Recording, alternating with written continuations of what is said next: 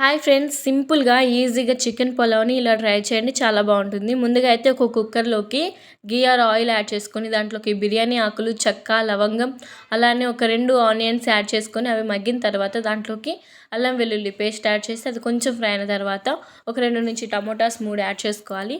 అది మగ్గిన తర్వాత దాంట్లోకి పసుపు, కారం, ధనియా పౌడర్, చికెన్ మసాలా యాడ్ చేసుకొని ఒక 2 మినిట్స్ పాటు మగ్గించుకొని దాంట్లోకి చికెన్ యాడ్ చేసుకొని అది కూడా ఒక 2 మినిట్స్ పాటు మగ్గించుకొని దాంట్లోకి బియ్యం యాడ్ చేసుకోవాలి. ఇక్కడ నేను 2 గ్లాసుల వరకు బియ్యం యాడ్ చేస్తున్నా.